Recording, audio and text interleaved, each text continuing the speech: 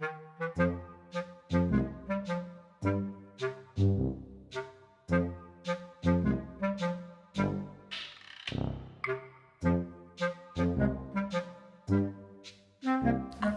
Sabtu ni Rabita Bluens Mega datang lagi?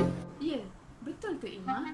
Dan pada RB kali ini, penyertaan juga dibuka kepada pelajar kulis, Unitan, UPM, UKM dan juga MMU tau. Tapi apa yang dibincangkan tu?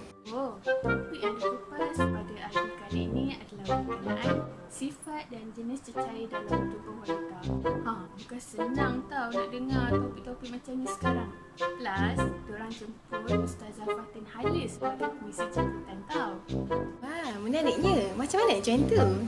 Oh, senang je. Tekan link pendaftaran dalam memo hebahan dan seterusnya dapatkan link group WhatsApp selepas pendaftaran. Apa tunggu lagi? Jomlah mendaftar. Tempat terhad tau.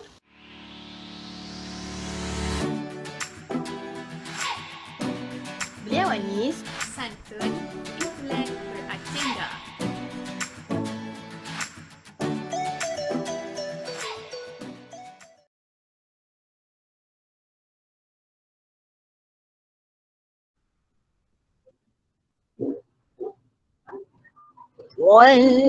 وليضربن بخمرهن على جيوبهن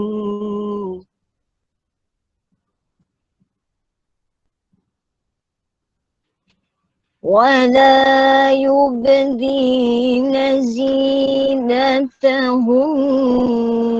إلا لبعولتهن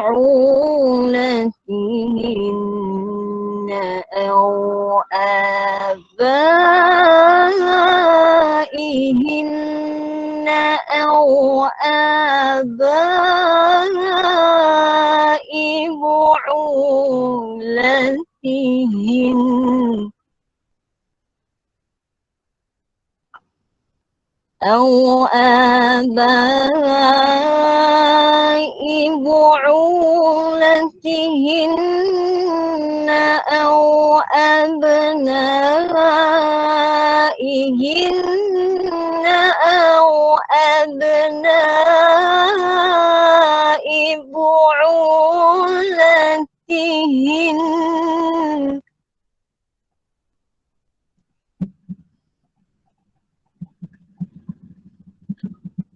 أو أبناء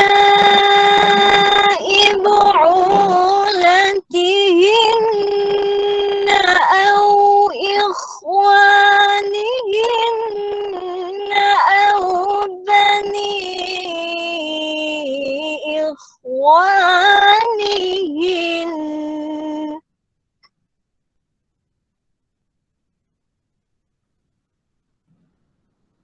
أو بني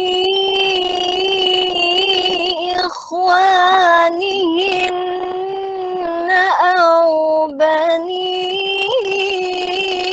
أخواتهن أو نسائهن أو ما ملكت أيمانهن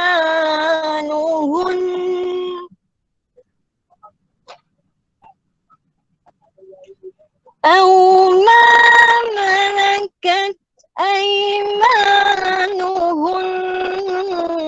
أو التابعين غير أولي الإربة من الرجال أو الطفل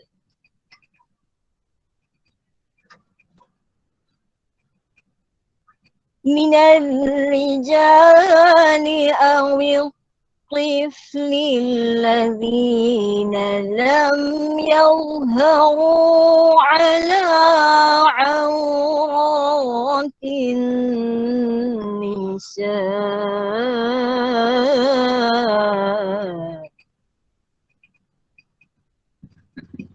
ولا يضربن بأرجلهن ليعلم ما يخفين من زينتهن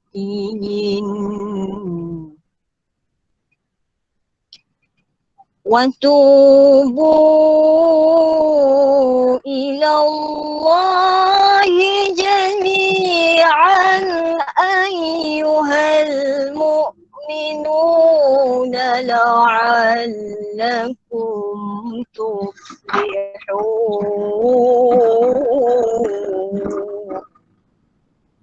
صدق الله العظيم. Dan katakanlah kepada para perempuan yang beriman agar mereka menjaga pandangannya dan memelihara kemaluannya, dan janganlah menampakkan perhiasannya yang ini auratnya kecuali yang biasa terlihat, dan hendaklah mereka menutup kain tudungnya hingga ke dada, dan janganlah menampakkan perhiasannya yang ini auratnya kecuali kepada suami mereka atau ayah mereka atau ayah suami mereka atau putera mereka atau putera-putera suami mereka atau saudara-saudara lelaki mereka atau putera-putera saudara lelaki mereka atau putera-putera saudara perempuan mereka atau para perempuan sesama Islam mereka atau hamba sahaya yang mereka miliki atau para pelayan lelaki tua yang tidak mempunyai keinginan terhadap perempuan atau anak-anak yang belum mengerti tentang aurat perempuan, dan janganlah mereka menghentakkan kaki agar diketahui perhiasan yang mereka sembunyikan. Bertaubatlah kamu bertaubatlah kamu semua kepada Allah, wahai orang-orang yang beriman, agar kamu beruntung. Alhamdulillah. Alhamdulillahirabbil alamin wassalatu wassalamu ala asyrafil anbiya'i wal mursalin wa ala alihi wa sahbihi ajma'in. Pertamanya Kak mengucapkan ribuan terima kasih kepada pembina kerana telah menjemput. Jadi kita terus kepada sedikitlah isi kandungan ayat yang dibaca tadi kan. Ayat ni panjang kan? Ayat ni satu ayat yang panjang, antara ayat yang panjang dalam Al-Quran. Ada tak banyak ayat-ayat yang panjang dalam Al-Quran, antaranya ayat yang menyebut tentang hutang kan? Tentang hutang. Kat sini ada Ustazah Fatin kan? Ustazah Fatin pun lagi mahir lah tentang ni. Dan ayat ni juga antara ayat yang terpanjang dalam Al-Quran, dan dia bercerita tentang wanita, tentang perempuan. Dan surah ini ataupun ayat ini ada dia punya kisah di sebaliknya. Sebenarnya semasa ayat ini turun ya adik-adik, ayat ni adalah satu perintah supaya kaum perempuan pada waktu itu menutup kepala mereka dan menutup sebahagian dada mereka. Dan ketika ayat ini turun, Sayyidatina Aisyah radhiyallahu anha bercerita, beliau berkata ketika ayat ini turun, kaum wanita pada ketika itu yang beriman cepat-cepat tarik apa yang ada dekat sekeliling mereka. Mungkin ada pakaian yang lebih-lebih tu, kain-kain yang ada, mereka koyakkan dan mereka terus tutup kepala mereka dan tutup dada mereka. Dan di satu kisah lagi, bagaimana diceritakan oleh Ummu Salamah. Ummu Salamah ni isteri baginda Nabi SAW, salah seorang isteri Nabi. Ummu Salamah satu ketika dia bersama dengan Maimunah, juga isteri Nabi, berada di satu tempat lah, satu rumah. Kemudian tiba-tiba Abdullah ibni Ummi Maktum ataupun kita lebih kenali sebagai Ummu Maktum. Ummi Maktum ini adalah seorang sahabat Nabi yang buta. Menarik. Kisah Ummu Maktum ni ada kisah yang lain, tetapi kisah Ummu Maktum pada kisah ini adalah bagaimana waktu tu Abdullah ibni Ummi Maktum masuk ke rumah. Dan ketika itu juga baginda Nabi SAW memerintahkan Ummu Salamah dan Maimunah untuk cepat-cepat berlindung dan memakai tudung lah, berhijab. Jadi waktu tu Ummu Salamah kan ditanya kepada Nabi, kenapa nak kena tutup? Sedangkan Abdullah ibn Ummi Maktum ni kan buta, dia tak nampak kami. Tapi apa jawab baginda Nabi SAW? Baginda jawab, adakah kamu berdua juga buta? Tak kan? Maksudnya kat sini dia bawa dua perkara. Yang pertama, memang setiap orang, setiap wanita kena tutup auratnya di hadapan bukan mahram. Dan yang kedua, wanita ini juga perlu menjaga pandangannya. Ini seperti yang ayat yang kita baca ni. Seperti ayat yang kita baca tadi, kalau adik-adik ikut balik terjemahan dia, dia cerita bagaimana wanita diperintahkan untuk menundukkan pandangan. Bukan sahaja lelaki tetapi wanita juga diperintahkan untuk menundukkan pandangan kepada yang bukan mahram. Dan bila ada nak tambah sikit tentang pemakaian tudung, kalau adik-adik baca tadi terjemahan dia kan, cuba adik-adik tengok sekejap terjemahan dia. Bila dia sebut tentang menutup kain ke dada, menutup kain ke dada.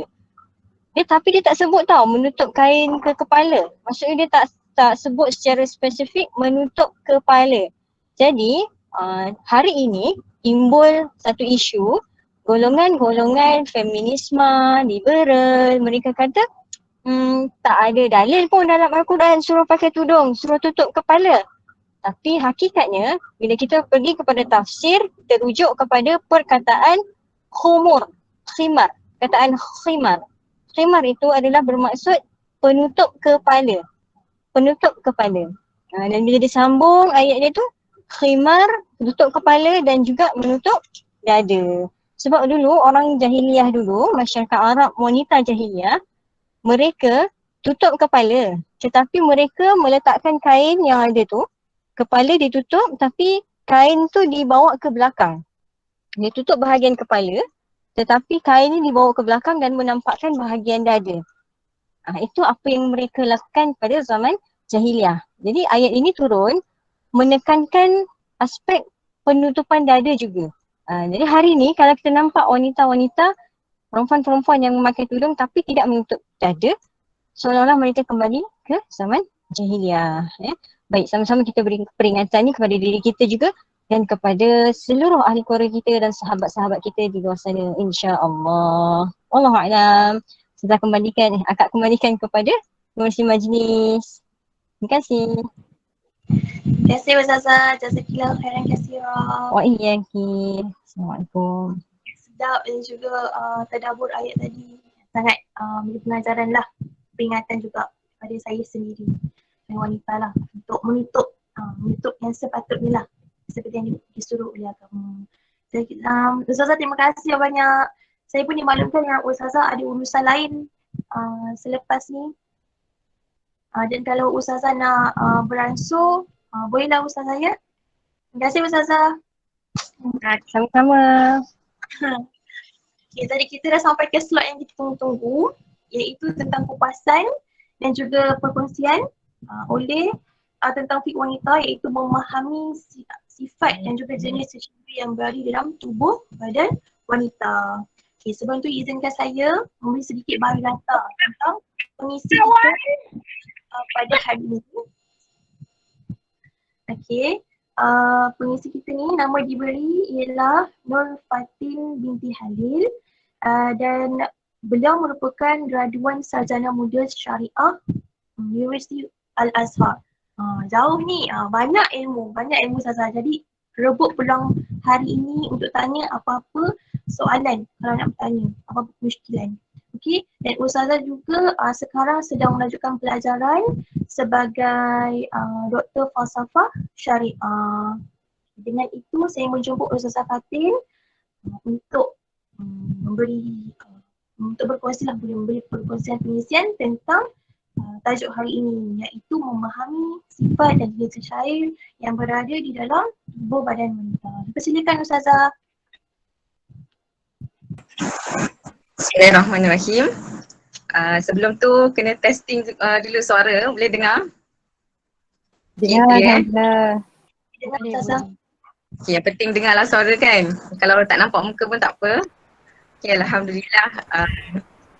Kita berjumpa pada pagi yang penuh barakah ni untuk kita sama-sama belajar dan kita sebut tafakuh fiddin ataupun kita menambahkan kefahaman kita terhadap agama ni.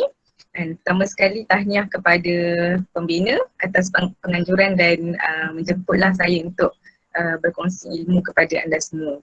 Dan saya fahamkan juga pesertanya ramai hari ni, 100 lebih yang join sekali kita punya Rabitah Biawanis ni, dan mudah-mudahan bermanfaatlah ilmu yang akan disampaikan hari ini. Macam yang disebut tadi, kalau ada soalan boleh tanya dan insyaAllah akan dijawablah sekadarnya. Kalau tak boleh jawab tu insyaAllah kita akan cubalah jawab di masa akan datang. Okey. Slide dia macam mana? Salihah akan pasang ke? Salihah boleh pasang? Bahagian teknikal yang akan pasang Ustazah.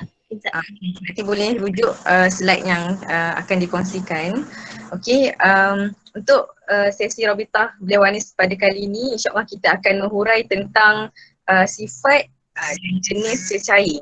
Okey, sifat dan jenis cecair, kalau ikut tajuk tu yang ada dalam tubuh badan wanita, tapi saya tukar sikit dan saya alter sikit jadi cecair yang keluar dari tubuh wanita. Sebab kalau dalam tubuh wanita ni macam-macam jenis cecair kan, mungkin darah pun kita kata cecair kan. So yang kita nak bincangkan hari ni yang memang dah keluar daripada tubuh badan kita. Okey, jadi kalau ada slide tu, kita tengok sikit slide yang pertama. Bila sebut cecair ni kan, kena clear dulu apa definition dia, apa definisi cecair yang kita nak pelajari pada hari ni. Okay, boleh jadi dia adalah benda air, and boleh disebut sebagai lendiran juga. Kalau air pun bolehlah kata sebagai cecair yang keluar daripada tubuh badan kita. Lembapan, lelehan, dan cairan, samalah juga kan, cairan. Okey, tapi dalam perbincangan hari ini tak termasuk perbincangannya berkenaan darah dan air kencing. Okey, sebab apa? Sebab terkeluarlah daripada perbincangannya darah seperti yang saya maklum dah dibincangkan dalam sesi Rabitah Biawanis sebelum ni berkenaan jenis-jenis dan sifat darah wanita. Okey, mungkin boleh recall sikit apa darah wanita, antaranya darah haid, darah nifas, darah wiladah dan darah istihadah. Okey, jadi perbincangan tu kita tak masuklah hari ni. Okey, kita fokus pada cecair ataupun bendalir, lendiran, lembapan, lelehan yang keluar daripada tubuh badan wanita. Dan kenapa tak masuk perbincangan air kencing, sebab air kencing ni lelaki dan wanita pun ada lah kan. Okey, jadi kita tak masuk perbincangan tersebut. Okey, darah pun kita tak akan bincang pada hari ini. Okey, slide seterusnya kita masuk kepada pembahagian. Ni mudah je kita nak faham. Kalau kata cecair yang keluar daripada tubuh badan wanita, dia sama ada dua, iaitu pertama disebut dalam bahasa Arabnya rutubah al-farj, iaitu lembapan faraj, dan yang kedua disebut al-ifrazat. Al-ifrazat ni sebenarnya boleh jadi juga termasuk di bawahnya tu rutubah al-farj kan. Maksudnya di secara umumnya apa-apa sahaja yang keluar daripada tubuh wanita yang bersifat cecair.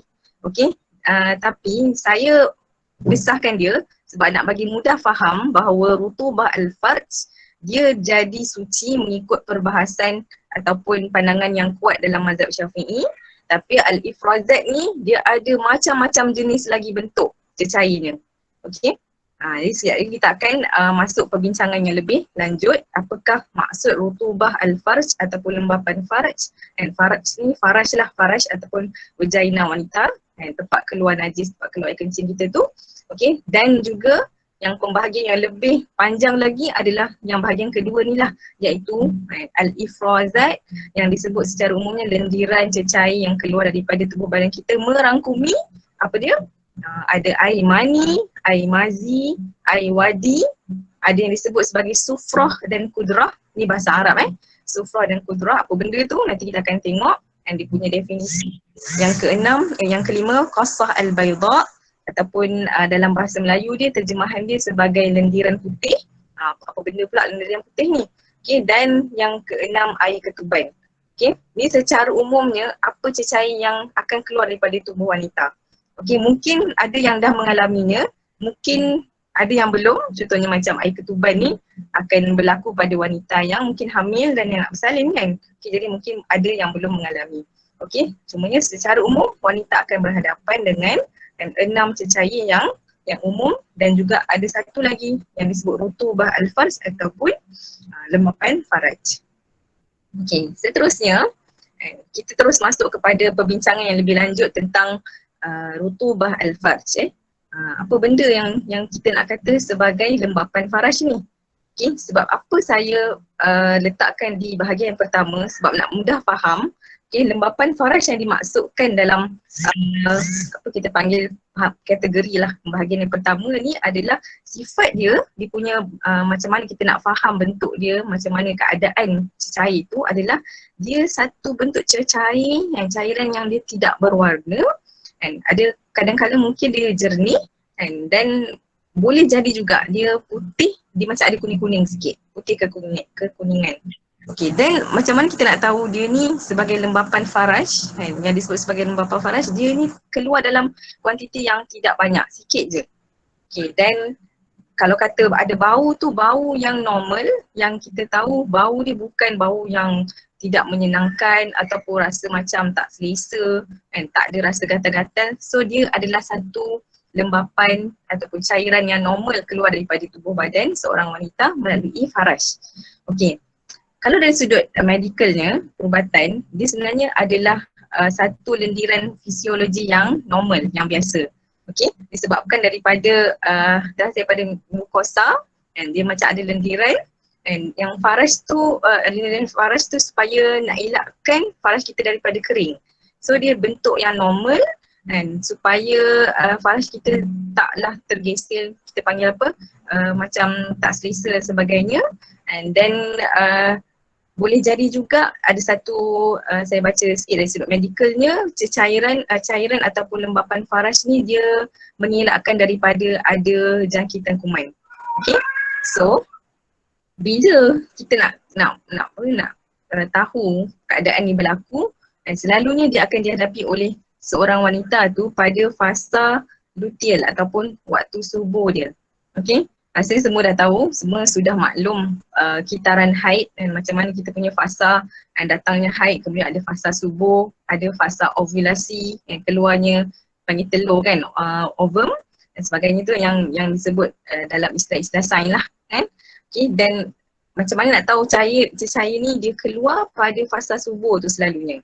Okay, dan mungkin dalam fasa subuh tu dia jadi banyak sikit, tapi bila dah hampir nak dekat dengan haid, dia akan jadi makin kurang. Okay, dia punya lendiran ni. So kita nak faham benda ni normal, benda ni biasa, tapi kalau dia jadi luar biasa, tiba-tiba kita tengok rasa macam banyak pula kan, rasa macam banyak, dan ada simptom ataupun kita kata keadaan-keadaan yang menjadikan dia rasa lain macam tu, antaranya bau, warna yang berbeza daripada warna yang disebutkan tadi, iaitu putih dan jernih dan kekuningan. Kalau warna yang macam pelik betul kan, dan bercampur dengan darah dan sebagainya, itu memang bukan termasuk dalam rutubah al-farj ataupun kita panggil lembapan faraj yang normal. Okay, kalau terlalu banyak gatal dan sebagainya, memang kena pergi jumpa doktor untuk check, and supaya dia bukanlah satu penyakit kan yang berbahaya lah. Sebab boleh jadi bila ada kegatalan, ada bau yang tak enak ni, dia boleh jadi jangkitan kuman dan sebagainya. Jadi dah tak jadi normal lah. Okay, bila tak normal, pergi jumpa doktor dan dapatkan pengesahan. Jadi bila kita bercerita tentang cairan yang keluar ni, dalam kategori yang pertama ni, dalam keadaan normal, hukum dia akan berbeza dengan keadaan yang tak normal. Okay, bila kita tengok cecair yang keluar daripada tubuh kita dalam bentuk yang disebutkan tadi normal, maka hukumnya berbeza sekiranya keadaan tu tak normal. Okay, kalau yang normal ni boleh tengok slide yang seterusnya, ada dikategorikan cairan dari vagina wanita. Kat sini dibincangkan dari sudut medikal lah. Okay, yang disebut rutubah al-farj tu kategori yang pertama tu. Okay, sebab warna cairan dia selalu jernih, dan kalau ada kuning pun kuning yang sangat sikit. Okay, dia adalah cairan yang keluar sewaktu subuh. Okay, dan dia tak ada macam tanda lain macam rasa kram ke, rasa macam gatal ke, tak ada. Kalau ada tanda-tanda lain yang keluar bersama cecair tadi, maka dia boleh jadi tidak normal dan dia akan masuk dalam kategori yang lain. Boleh jadi air mazi ke, air mani ke, jangkitan kuman ke, dan jangkitan kulat serta bakteria. Hati-hatilah kan supaya kita kena pastikan cairan tu adalah cairan yang normal. Bila keluarnya cairan tersebut, implikasi hukumnya apa? Kalau mengikut mazhab Syafi'i, dalam mazhab Syafi'i sendiri sebenarnya dia berlaku perbincangan perbincangan yang menunjukkan adanya perselisihan lah di kalangan ulama dalam mazhab Syafi'i sendiri. Ada yang sebut apa-apa sahaja yang keluar daripada faraj wanita semuanya najis. Ini pandangan pertama. So termasuklah rutubah al-farj ni. Termasuk kita kata lembapan faraj. Dan pandangan yang kedua, ini satu lagi pandangan yang mengatakan ia adalah cairan yang suci. Bila cairan yang suci, maksudnya bila keluar lendir, cair dan sebagainya tadi tu, dia tak memerlukan kita untuk basuh dan tak perlu untuk berwuduk semula. Okay, jadi berbeza tak? Pandangan pertama kata najis, pandangan kedua kata tak najis. Okay, jadi kalau kita nak berpegang pada pandangan yang mana-mana sebenarnya boleh, tapi bila lihat pandangan yang terkuat dalam mazhab Syafi'i yang dinukilkan oleh Imam An-Nawawi dalam Majmu' Syarah Al-Muhazzab, disebut pandangan terkuat adalah ianya suci dan bukan najis, dan dia diibaratkan macam hingus dan peluh. Okay, kalau dalam kat badan kita ni macam ada hingus tengah solat ataupun berpeluh time solat, batal ke tak batal solat kita? Tak batal kan? Jadi diibaratkan lendiran ataupun kelembapan faraj kita tadi tu satu benda yang normal, yang biasa, yang berlaku. Jadi tak perlu ambil wuduk semula, tak perlu basuh. Ini pandangan yang terkuat. Tapi apa yang perlu diperingatkan adalah kena pastikan dia adalah cecair yang memang normal. Kalau dah memang tak normal, terlalu banyak lendiran yang keluar, dia dah terkeluar daripada kategori kelembapan yang normal, yang biasa. Jadi tak boleh dianggap sebagai suci menurut mazhab Syafi'i. Okey, mazhab Syafi'i dalam pandangan yang terkuat tadilah. Okey, boleh tengok pandangan Imam Nawawi dalam Majmu' Syarah Al-Muhazzab. Okey. Macam nak tahu juga dia normal ke tak normal, kelembapan faraj tadi tu dia datang dari had zahir faraj. Okey. Dia bukan dah daripada kita panggil apa, batin dalam dalam faraj yang kita panggil di bahagian rahim, tapi dia macam lembapan biasa di bahagian faraj yang luar, yang zahir. Okey, dan dia bukan sampai membasahkan. Ini bagi satu gambaran, kalau dikata tak normal ni sampai kita punya seluar dalam tu basah disebabkan lendiran tadi, maka tak boleh dikatakan dia sebagai satu kelembapan yang normal. So kalau dia tak normal, maka dia dah jadi najis. Okey, kena bezakan dia banyak ke sikit, normal ke tak normal. Okey, dan kita kata kalau dia memenuhi syarat normal, dia jadi tak najis. Tapi kalau dia tidak memenuhi syarat normal, maka dia kena buat apa? Dia kena basuh dulu dan kemudian dia kena ambil semula wuduk. Okey, setakat ni boleh ikut lagi? Dia kena fahamkan dulu bahawa adanya cecair yang disebut cecair atau basahan yang normal. Dari sudut perubatan pun disebut juga sebagai satu perkara yang normal, ataupun sebut tadi sebagai lendiran fisiologi yang biasa. Okey, boleh kita masuk ke kategori seterusnya. Okey, kategori seterusnya disebut sebagai al-ifrazat ataupun cairan lendiran yang selain daripada lembapan faraj yang biasa. Okey, kat sini ada 6 Pertama air mani, kemudian air mazi, kemudian air wadi, kemudian ada sufrah dan kudrah. Yang kelima ada disebut sebagai faslah al-bayda, dan yang keenam air ketuban. Pertama sekali air mani. Okay, air mani ni apa yang dimaksudkan dengan maniyun dalam bahasa Arab lah, dia daripada perkataan bahasa Arab, dan maniyun ataupun yumna, dan disebut dia punya istilah tu sebenarnya, dan maksud dia sendiri adalah terpancut. Okay, terpancut ataupun terpancar. Okay, dalam surah At-Tariq, dan khuliqa mimma indafiq, maksudnya manusia ini telah diciptakan daripada air yang terpancar, terpancut, iaitu apa? Air mani itu sendiri. Okey, apakah penyebab keluar air mani? Dia keluar dengan cara memancut ketika syahwat memuncak. Okey, sifat dia adalah mesti dia keluar ketika adanya rangsangan syahwat yang ketika tu syahwat dia sangat tinggi, ataupun syahwat dia tengah memuncak. Okey, di peringkat yang paling tinggi. Okay, kalau lelaki warna putih dan pekat, ada bau macam tepung yang diuli dan sekiranya dibasah, dan kalau dia kering seperti bau putih telur ataupun ada macam bau hanyir-hanyir sikit. Okey, adakah perempuan juga mempunyai air mani? Ya. Kalau mengikut riwayat dalam hadis Nabi, dan ada satu pertanyaan daripada sahabat Nabi yang bertanya tentang sifat air mani ni, dan ketika itu ada seorang sahabiah yang bernama Ummu Sulaim mendengar perbicaraan tersebut, lalu dia bertanya pada baginda sallallahu alaihi wasallam, perempuan pun ada ke air mani? Jadi Nabi kata perempuan sekiranya dia bermimpi dan maka bila dia bangun terasa basah, itulah air mani yang ada juga pada wanita. Jadi sifat air mani ni macam mana? Sifat air mani dia special sikit berbanding air yang lain. Dia bukan setakat kena basuh lah kan. Kalau bangun daripada tidur tu, dia kena bukan setakat basuh sahaja, tapi dia kena mandi wajib. Okay, kena mandi hadas. Sekiranya sama ada air mani tu dia keluar dengan apa sahaja bentuk sebab ni kadang-kadang kita sebut syahwat ni bukan sekadar adanya hubungan suami isteri, jima ataupun persetubuhan, tapi boleh jadi syahwat tu dia melalui mimpi.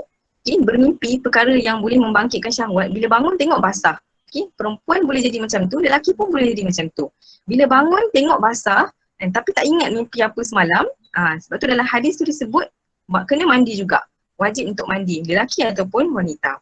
Okey, ataupun boleh jadi syahwat ni berlaku dalam keadaan bercumbuan, melihat gambaran ataupun video, filem ke yang membangkitkan syahwat, keluar air mani. Maka wajib untuk dia mandi wajib di situ.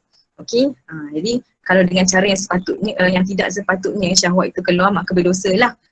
Sama ada melihat pornografi ke ataupun melakukan onani, semua tu perkara yang berdosa. Tapi bila keluarnya air mani, maka dia dah bukan setakat kena ambil wuduk untuk solat, tapi dia kena mandi wajib. Okey, kena mandi wajib.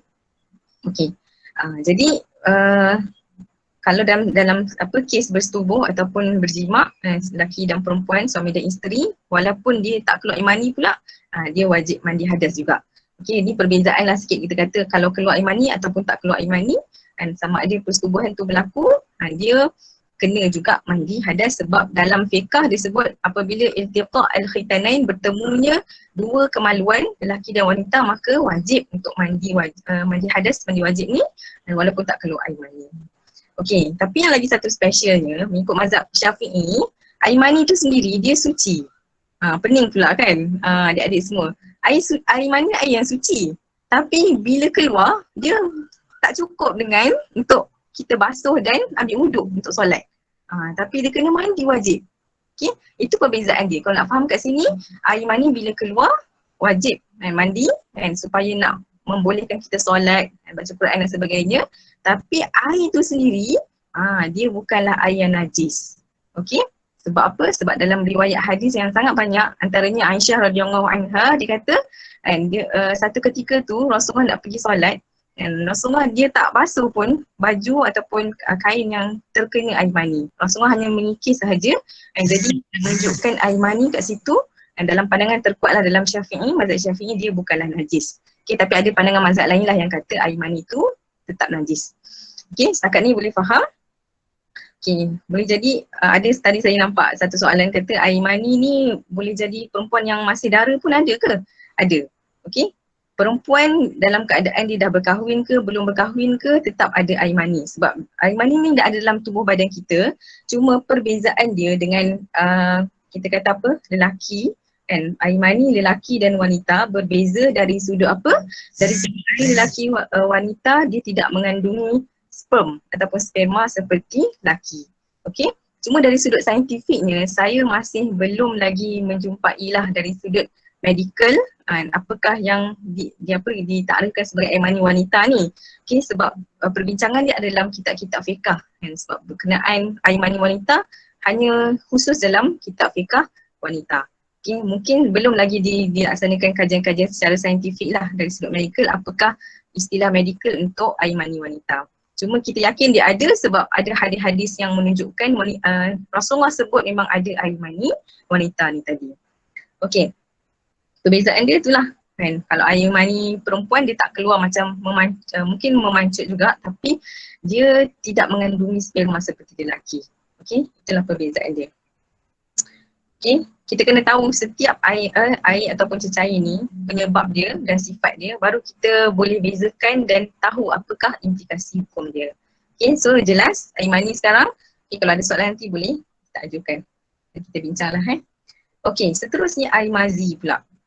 Air mazi ni perbezaan dia dengan air mani adalah air mani tadi dia keluar ketika dah syahwat tu memuncak. Dah climax ataupun memang paling tinggilah kita kata tahap syahwatnya. Tapi air mazi ni beza dia adalah dia keluar ketika bangkitnya permulaan. Dia awal-awal mungkin syahwat tu nak memuncak.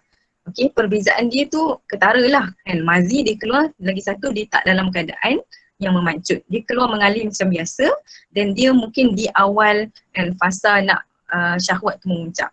Okey. Dan kadang-kadang dia boleh jadi keluar tanpa disedari. Okey, tanpa disedari tapi mesti ada unsur syahwat di situ.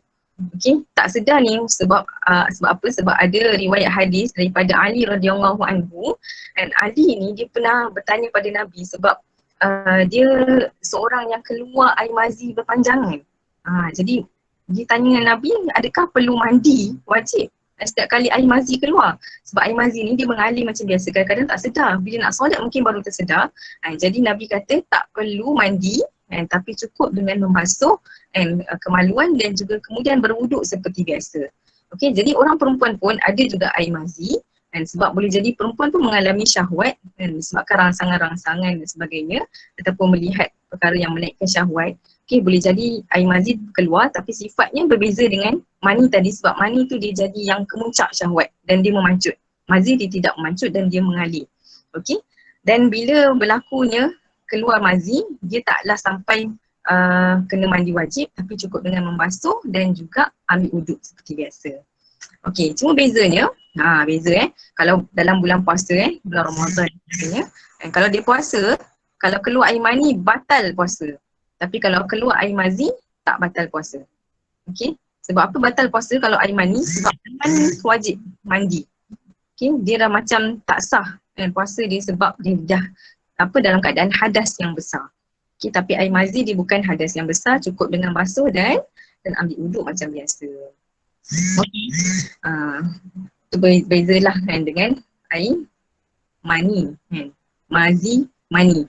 Dan dia punya istilah pun nak dekat-dekat. Jadi kena bezakan sifat dan juga apa penyebab keluar tadi. Yang ketiga, boleh lagi ikut. Ada yang tengah baring-baring atas katil tu sambil dengar tu harapnya fahamlah Okay, tak apa, nanti kalau tak faham boleh kita bincangkan Yang ketiga, air wadi. Wadi pula apa benda ni? Okey, air wadi ni kena tahu sebab dia keluar apa. Apa sebab dia keluar? Dia keluar selepas membuang air kecil selalunya. Dia macam satu lendiran yang keluar bersama-sama air kencing, ataupun dia mungkin permulaan air kencing ataupun dia selepas air kencing keluar. Boleh jadi mana-mana satulah. Tapi dia keluar bersama air kencing. Dan juga boleh jadi kadang-kadang ada orang dia angkat benda berat, terkeluar air. Itu namanya air wadi. Air wadi. Kadang-kadang juga kita penat sangat, nampak macam lendiran banyak keluar, itu pun boleh disebut sebagai air wadi. Okay, sebabkan kepenatan yang memang terlalu sangatlah penat. Okay, itu penyebab dia. Dan dia berbeza dengan lembapan faras yang biasa sebab dia banyak kadang-kadang. Bila penat keluar banyak. Jadi dia disebut sebagai air wadi. Okay, sifat dia macam mana? Warna dia macam keruh-keruh dan boleh jadi dia pekat macam air mani. And then walaupun nampak macam pekat seperti air mani tapi dia dari sudut kekuruhan dia tak sama. Okay, mungkin air mani lebih keruh warna air mani tu, tapi air wadi ni dia kurang keruh sikit. Okay, boleh jadi juga ada perempuan yang dia keluar air wadi ni sebab penat dalam keadaan air itu macam jernih. Okay, dia boleh jadi beza dari setiap seorang wanita dengan wanita yang lain. Okay, cumanya kena clear, kena jelas bila waktu keluar, apa penyebab dia. So baru kita boleh bezakan jenis-jenis air tadi. Okay, tahu penyebab dan kemudian kena tengok sifat dia. Okay, baru kita tahu basic tu, kita boleh kategorikan dia dalam air yang mana. Okay, bila keluar air wadi ni nak buat apa? Boleh solat tak? Dia disebut sebagai najis juga. Sebab apa? Sebab dia kalau keluar dengan air kencing, dia jadi najis jugalah. Okey? Dan kalau dia keluar banyak semua memang najis, kena basuh. Kalau melekat kat seluar dalam, kena buang dulu seluar dalam tu. Janganlah buang kan, basuh. Dan kena kena keluarkanlah daripada badan kita supaya nak solat tu badan kita terhindar daripada najis. Okey? Kemudian dia cukup dengan mengambil wuduk dan tanpa perlu mandi wajib. Okey? Ini pun jelaslah juga, mudah saja. Bila kita tahu apa penyebab dia, maka kita tahu apa nak buat selepas tu. Nak kena ambil wuduk ke, nak kena mandi wajib. Okay, jadi air wadi cukup dengan apa tadi? Ambil wuduk dan tak perlu mandi wajib. Okay, seterusnya sufrah dan kudrah. Nombor 4. Nama apa ni? Sedap pula kan? Jangan ada yang bagi nama anak pula. Sufrah, kudrah. Sufrah ni dalam bahasa Arab dipanggil safra ataupun sufrah, maksud dia kuning, kekuningan. Kudrah ni pula maksud dia kekeruhan. Okay, sebenarnya dia adalah jenis warna cecair yang ada warna tertentu.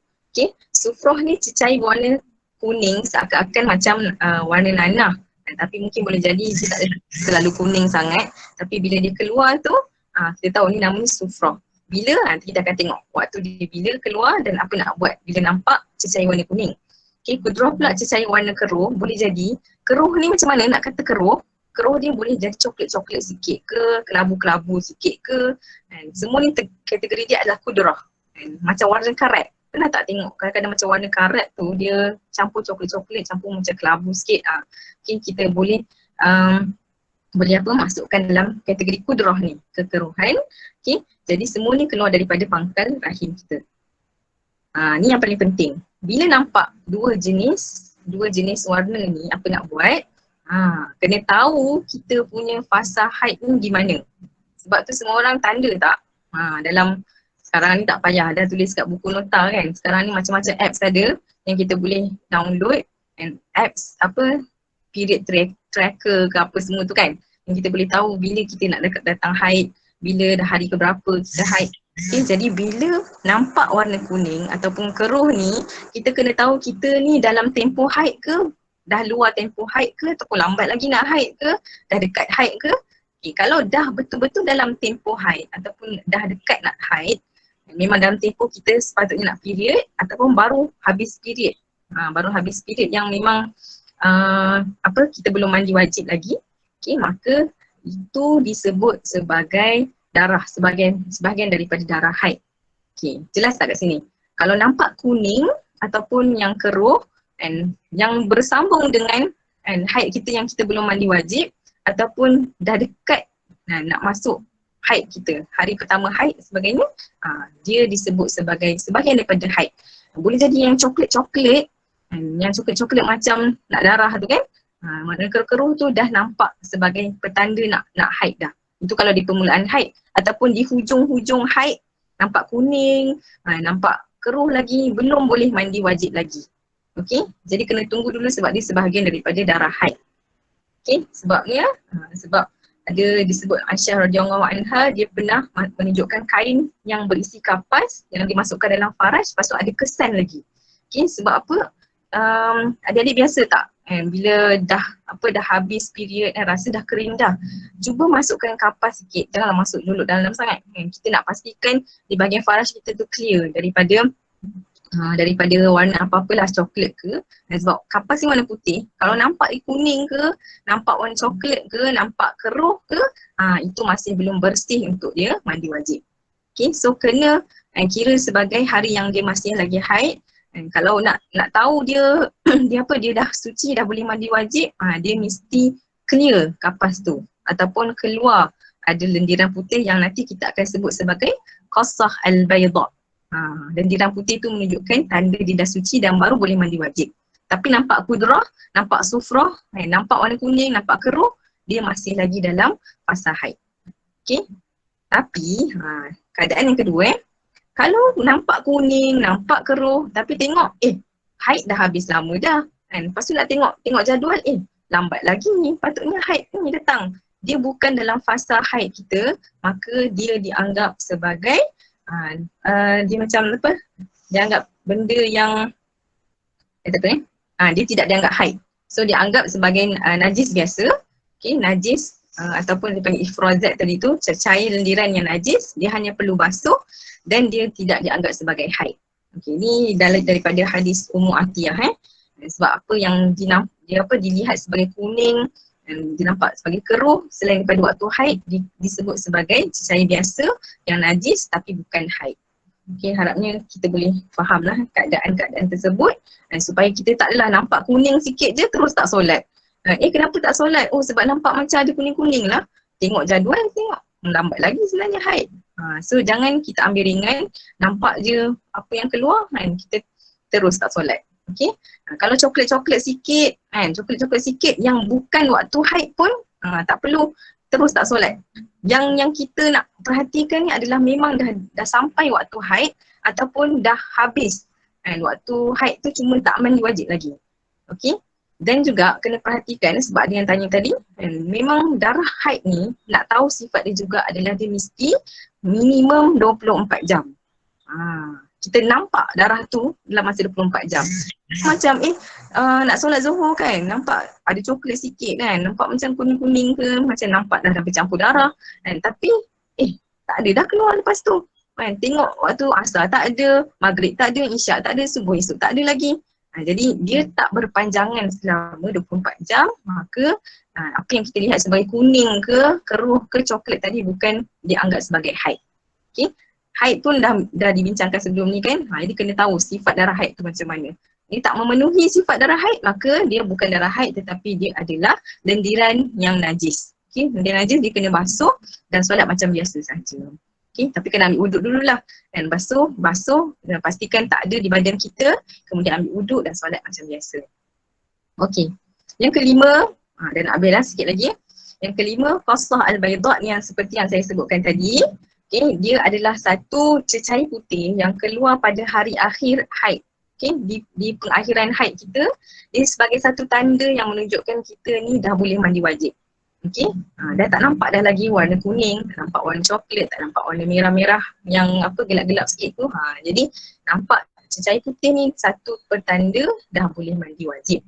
Cumanya ada orang jenis yang keluar qasah al-bayda ni, ada orang dia memang kering je, terus kering. Okey, jadi tengoklah keadaan diri kita. Kalau nampak dah kering tu teruslah mandi, janganlah sampai tunggu tak keluar-keluar pun kan. Apa tu qasah al-bayda ni, lendiran putih. Tak, sebab dia ada dua cara untuk kita tentukan mandi wajib. Pertama, kena keluar dulu lendiran putih. Tapi kalau setengah orang mungkin dah kering, tak ada dah, masukkan kapas tengok tak ada warna kuning, tengok tak ada warna merah, kering, kapas tu tak ada apa-apa cairan yang melekat, terus mandi wajib. Okey. Jika cecair kecoklatan yang bukan waktu tadi tu, nanti kita kena fahamkan dari sudut haid tu macam mana jenis darah dia, dari sudut cecair macam mana dia punya sifat dia. Okey, kalau nak tahu dia haid ke tak haid, tengok dia punya pembahagian ataupun macam mana sifat-sifat darah haid pula. Okey, jadi hari ni kita tak bincangkan, tapi kalau kita tengok kepada sifat darah haid tu, dia mesti berpanjangan. Okey, berpanjangan dan mesti datang pada waktunya. Okay, waktunya apa? Dia mesti dah berlalunya 15 hari suci kalau mengikut mazhab Syafi'i. Okay, kalau kata tak cukup 15 hari suci selepas hari terakhir haid kita tu, tak boleh kata sebagai darah haid juga. Okay, jadi perbincangan jadi panjang kalau kita tak faham lagi sifat darah haid tu. Okay, qasah al-bayda ni, dia perlu basuh dan kemudian mandi wajib dengan segera. Sebab itu petanda dia dah boleh solat. Okay, jadi cepat-cepat mandi dan solatlah seperti biasa. Okay, mandi wajib lah, mandi hadas yang sempurna lah. Okay, dan yang terakhir air ketuban. Air ketuban ni mungkin ramai yang belum menghadapi ni lagi, tapi kalau dia mengandung dan nak melahirkan, air ketuban ni boleh jadi ada orang dikeluar sendiri. Ada orang yang doktor kena pecahkan baru proses kelahiran tu akan berlaku. Okay, jadi ada yang mungkin berlakunya air ketuban ni pecah sebelum nak bersalin tanpa doktor ke yang pecahkan, maka air ketuban ni dia akan menjadi najis sebenarnya. Dia nak tahu sifat air ketuban ni dia najis sebab apa? Sebab air ketuban ni ada yang setengah perbincangan dia kata dia mengandungi najis bayi. Okay, kalau najis bayi dia kena sebagai najis lah. Okay, jadi bila keluar daripada faraj ibu, seorang ibu tu, maka dia pun menjadi najis. Okay. Jadi kita kena tahu air ketuban ni apa, definition lah, saya semua tahu kan, dia adalah cecair dalam janin tu, dan dia punya fungsi untuk protect baby kan, kemudian nak lindung baby daripada jangkitan. Cumanya bila keluar tu, ibu kena solat ke tak solat? Ni satu perbincangan lah juga kan. Ada setengah tu dah bila pecah air ketuban je terus tak solat. Sebenarnya salah sebab bila keluar air ketuban je masih kena solat. Yang tak perlu solat ni adalah bila keluar nifas sebenarnya, ataupun keluar baby kan, darah wiladah. Okay, jadi bila keluar baby, keluar darah wiladah dan keluar darah nifas, baru dia tak perlu solat. Kalau keluar air ketuban masih perlu macam biasa, cuma air ketuban ni najis, basuh dahulu, dan kalau dia keluar berpanjangan, dia dianggap macam berhadapan dengan istihadah. Okay, jadi kena pakai pad, basuh dulu, solat macam biasa, cumanya dia kena ambil wuduk untuk setiap kali solat fardu. Okay, dia kena satu wuduk untuk satu solat fardu sahaja. Okay, jadi kalau darah pula bercampur dengan air ketuban, nak solat ke tak solat? Okay, nampak darah dalam air ketuban ataupun darah keluar kan, nak bersalin tu kadang-kadang keluar darah sekali. Okay, kalau ikut mazhab Syafi'i, dia dianggap sebagai darah fasad ataupun macam istihadah juga, kena solat juga. Okay, selagi baby tak keluar, kena juga. Okay, itu yang perlu kita ketahui lah. Kalau ada yang akan berhadapan dengan pengalaman macam ni, jangan terus tak solat kan, sebab memang masih lagi perlu solat sehinggalah bayi dilahirkan. Okay, ada satu persoalan yang mungkin adik-adik akan tanya. So keputihan nak masuk dalam kategori mana? Siapa boleh jawab? Keputihan nak masuk kategori yang mana satu ni? Air yang jenis yang mana? Wadi ke? Mazi ke? Okay. Jadi kita kena tengok dari sudut definisi dan keputihan tu sendiri, sebab keputihan ni bahasa Melayu kan? Jadi keputihan bahasa Melayu. Jadi dari sudut medical ni apa benda? Kita tengok sedikit dari sudut perubatan. Okay. Dia disebut dengan satu istilah leukoria. Okay. Kalau siapa yang ambil pengajian yang berkaitan medical ke apa, boleh huraikan sikit nanti kan. Okay. Sebab dia memang dari sudut medicalnya ada keputihan ni, dia macam lendiran putih ataupun kuning yang memang keluar secara normal dan juga tak normal. Tapi mengikut ada satu, saya baca dengan pandangan Dr. Suhazili ni, dia sebut keputihan ni memang terus rujuk kepada jangkitan kulat. Okay, boleh jadi di satu cecair yang memang adanya kulat dan biasa berlaku kepada wanita yang pregnant, ada penyakit kencing manis dan mungkin ada penyakit kelamin. Okay, tapi bila saya tengok dia punya definition ni mengikut KKM lah, Kementerian Kesihatan Malaysia. Okay, boleh rujuk di punya laman web my health .government ni, dia terbahagi kepada dua. Keputihan ni memang ada satu yang normal disebut sebagai keputihan fisiologis, yang kedua keputihan patologis ataupun keputihan yang berpenyakit. Dia kena bezakan, kita ni ada keputihan tapi keputihan kita ni normal ataupun tak normal. Dan kat sinilah kita nak tentukan yang nombor satu tadi tu kita dah faham keputihan yang normal disebut sebagai rutubah al-farj yang menjadi suci bila keluar dalam keadaan normal.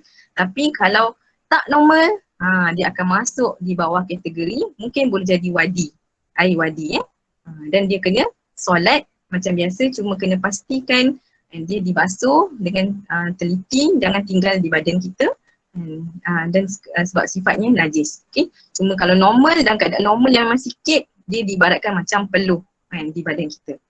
Okay? So bezakan, adakah keputihan kita alami ni normal ataupun tak normal. Okay, boleh tengok jadual dalam slide yang seterusnya tu.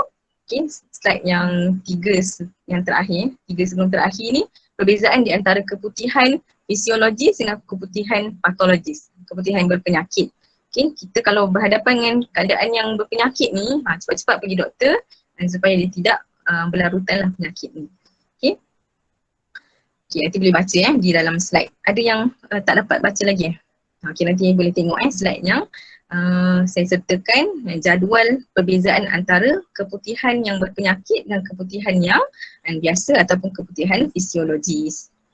Okay, so yang biasa masuk dalam kategori rutubah al-farj yang pertama sekali tadi, mengikut pandangan terkuat dalam mazhab Syafi'i, dia suci dan tak perlu basuh serta boleh solat macam biasa.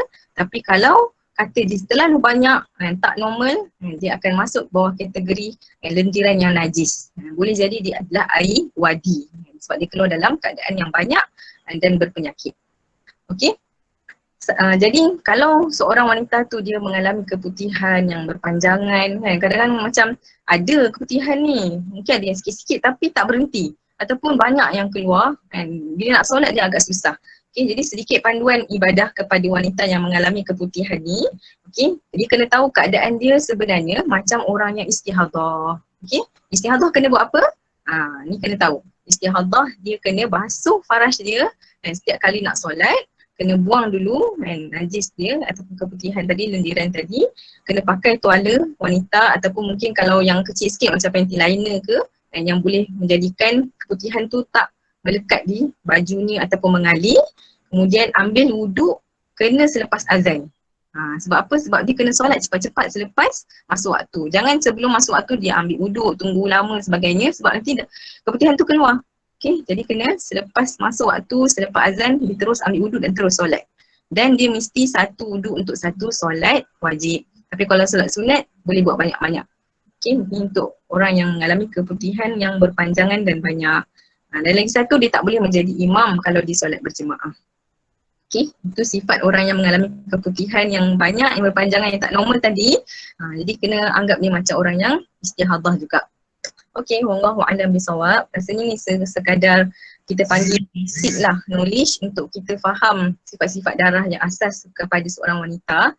Jadi kalau tak faham, kena rujuk balik apa penyebab dia dan apa sifat-sifat. Jadi insyaAllah kita boleh jawab dan kita boleh tahu kategori mana dan cecair yang kita lihat yang keluar daripada badan kita, insyaAllah.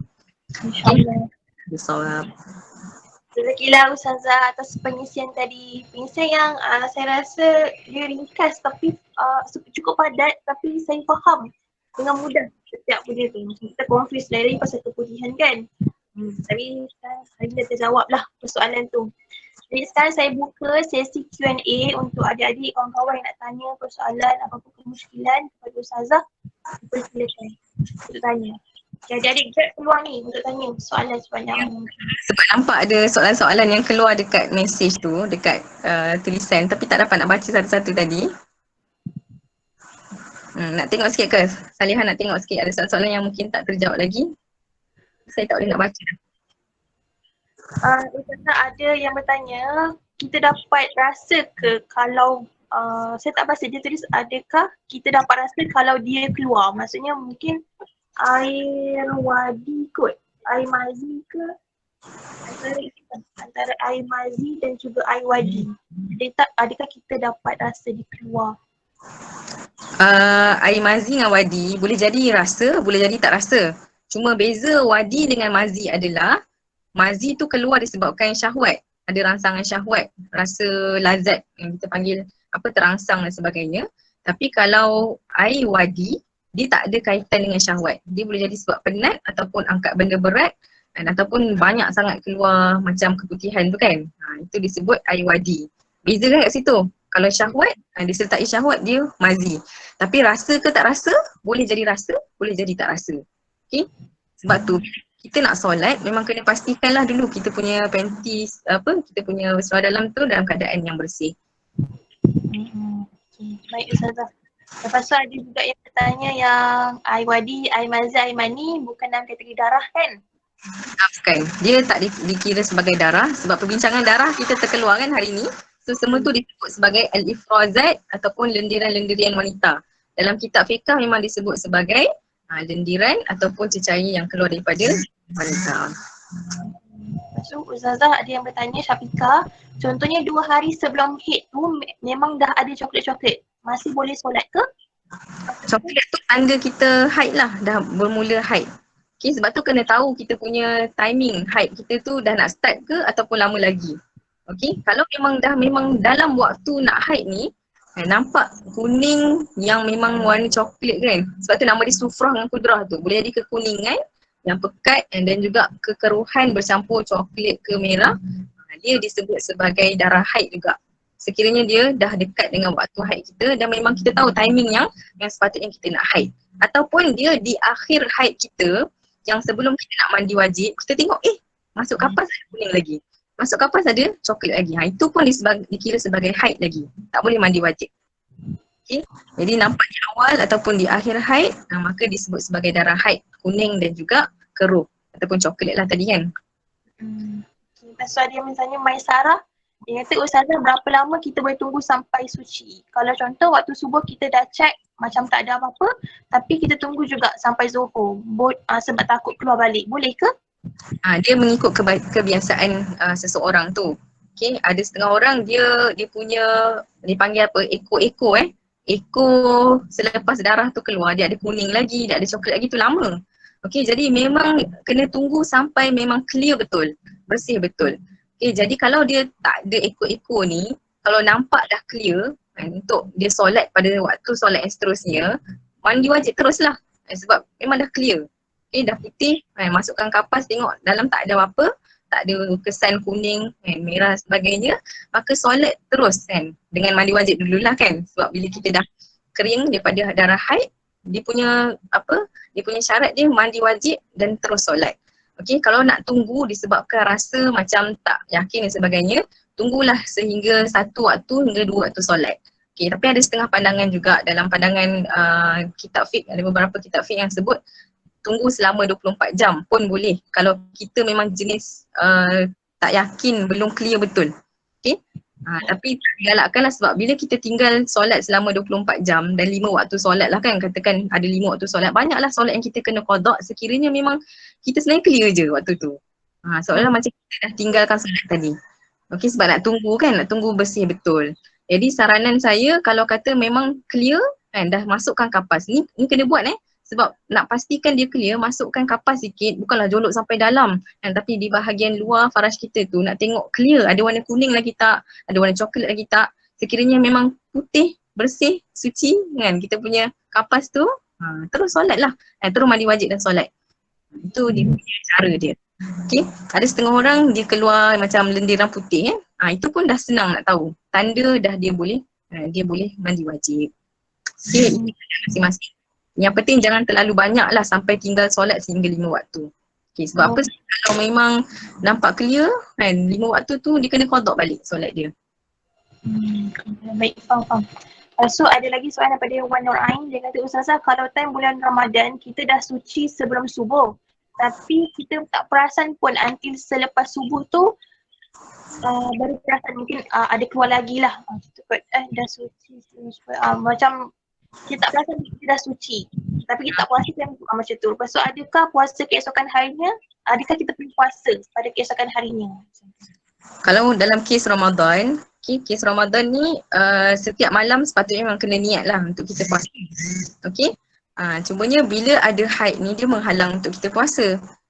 Bila kita dah niat puasa, kita esok pagi kan masih lagi ada haid kan, rupanya tengok kan dah lepas subuh tu macam dah tak ada haid. Okey, kalau untuk kes Ramadan dia tetap sah puasa dia walaupun belum mandi wajib. Sebab apa? Sebab syarat sah puasa adalah dia bersih daripada hadas besar. Okey, syarat sah dia. So dia wajib tak puasa kalau dia kering daripada darah haid, dia suci. Okey, so sekarang ni bila dia kering je, walaupun dia tak mandi wajib lagi, maka dia dah wajib puasa. Okay, tapi mesti kering tu sebelum kita panggil apa? Sebelum azan subuh. Okay? Ataupun kita panggil dekat dah lah, dekat dengan azan subuh tu. Memang dia dah yakin kering. Okay. Kalau rasa nampak lepas azan subuh, tak boleh lah. Ya, faham. Mesti dah clear sebelum azan subuh. Dan dia lambat mandi wajib tak apa. Dia mandi dalam pukul 7 pagi ke 8 pagi tu mungkin dia dah terlambat sikit mandi wajib, tapi dia dah memang clear, dia memang dah suci, dia memang wajib puasa Ramadan. Ustazah, lepas tu saya nak tanyakan kita contohnya ada orang yang masih rasa ragu-ragu kan, kita tunggu sampai 24 jam macam tu, lepas tu kita dah melakukan solat, kalau kita tinggal solat kan berdosa besar kan, adakah kita dalam kategori berdosa besar tu, itu macam mana? dia tak termasuk dalam kategori kita berdosa sebab memang kita dalam keadaan hadas kan. Hadas besar ni tak boleh solat.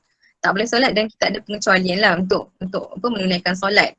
Jadi mesti kita punya keraguan ataupun kita kata concern kita tu berasas lah kan. Sebab mungkin kita jenis yang darah berpanjangan, ada ekor-ekor kuning-kuning tu tak habis kan, lambat nak clear. Okay, jadi kita memang menunggu tu untuk clear betul-betul. Okay, jadi orang yang meninggalkan solat disebabkan ada halangan, dia dapat pahala juga sebenarnya. Dia bukan berdosa kan, sebab dia memang tak boleh nak solat kan, sebab dia ada halangan. Okay, jadi solat ke tak solat, perempuan ni kan, dia akan dapat pahala. Sebab apa? Sebab tak solat, dia patuh perintah Allah kan. Haid tak boleh solat. Okay, kalau dia solat pun sebab patuh perintah Allah juga. Okay, jadi masing-masing perlu melihat concern ataupun keraguan yang dihadapi tu, kan, nak tunggu sampai 24 jam tu kenapa? Memang betul-betul ke dia memang jenis darah macam tu? Ataupun dia saja malas nak solat. Okay, jadi kena pastikan berasaslah kita punya and kita panggil macam ragu-ragu ke apa tadi tu kan, and rasa macam yakin nak tunggu lebih lama, ikutlah kita punya kebiasaan keadaan diri kita. So ada yang kata Ustazah kesimpulannya kalau nak solat kena basuh dululah ya, kemaluan. Kalau rasa tak yakin kan, sebab jenis yang sentiasa ada lendiran dekat faraj, basuhlah dulu supaya kita yakin solat dalam keadaan bersih. Dan cumanya sebab apa saya letakkan rutubah al-farj di kategori yang pertama, sebab ada orang setengahnya memang kebiasaan faraj dia memang ada macam basahan sikit. Sebab kadang-kadang basahan yang terlalu sikit ni dia normal dan tak perlu pun nak basuh. Okay, so kena bezakan yang normal dengan yang tak normal. Kalau yang tak normal yang terlalu banyak, basuhlah dulu. Okay, dan juga sebab apa saya lebih menekankan untuk memang basuh dululah juga, sebab boleh jadi macam sebut air mazi ke air wadi tadi kan, kadang-kadang dia keluar dalam keadaan yang kita tak sedar kan. Tak sedar, kita pun tak tahu ni keluar bila kan. Jadi sebab tu sebelum nak solat ni kena pastikan betul-betul lah kebersihan diri kita, kesucian diri kita dan pakaian kita jugalah. Sebab kadang-kadang dia melekat di pakaian kita, dekat seluar dalam kita, kat seluar dan sebagainya. So ada yang bertanya, Nur Azira, dia kata Ustazah boleh terangkan tentang kentut vagina? Kentut vagina ni dari sudut medikalnya tak tahu nak explain kan, tapi selalu orang sebut perempuan ni yang terutamanya yang dah bersalin dia punya faraj dia agak longgar lah kan, macam tu kan, sebab dah terbuka kan, so angin mudah keluar. Okay, angin mudah keluar melalui faraj, melalui bahagian hadapan.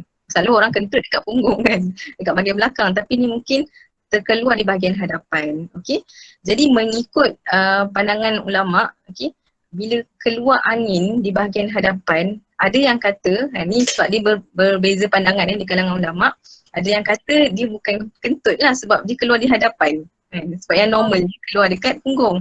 Okay, tapi ada yang menyamakan dia dengan kentut juga sebab dia sifatnya angin kan. Okay, angin.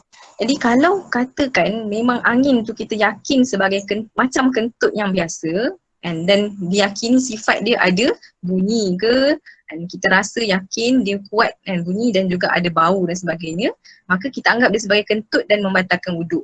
Tapi kalau dia hanya macam kita panggil vagina ni dia macam rongga kan. Rongga ni bila ada ruang, kita duduk dan sebagainya, dia akan keluar macam angin. Okay, so normal je sebenarnya perkara tersebut, dan dia bukan dianggap sebagai kentut daripada punggung macam disamakan dengan punggung.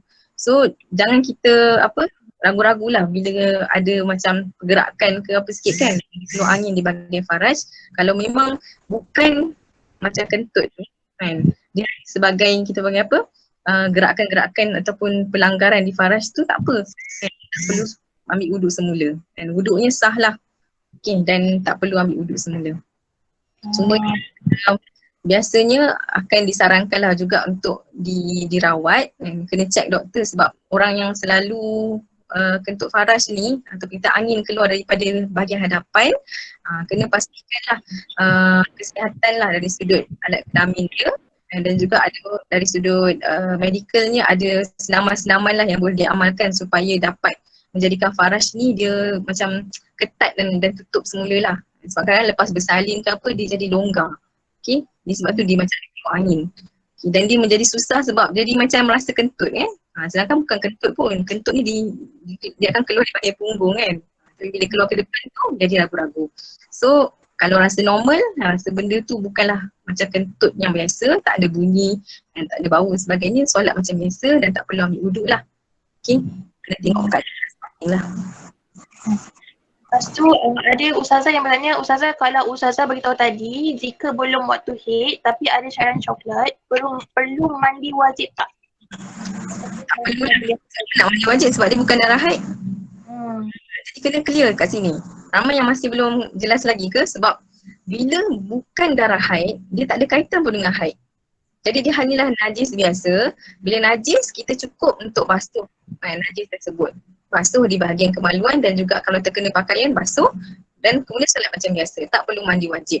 Apa perkara-perkara yang kena mandi wajib? Itu pun kena masuk satu perbincangan lagi ni. Ada yang mungkin masih belum jelas. Apa yang kena mandi wajib, apa yang tak mandi wajib.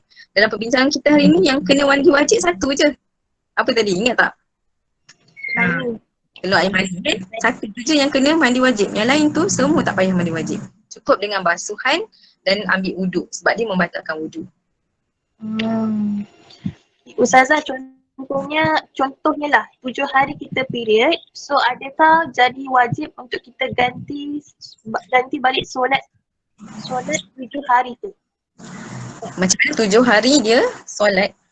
7 hari kita period, adakah jadi wajib untuk kita ganti balik solat 7 hari tu? Tak perlu ganti. Yang perlu ganti hanyalah puasa sahaja. Subhanallah, kalau nak kena ganti solat, jenuh lah juga kan. Orang yang period 15 hari tu macam mana agaknya? Okay.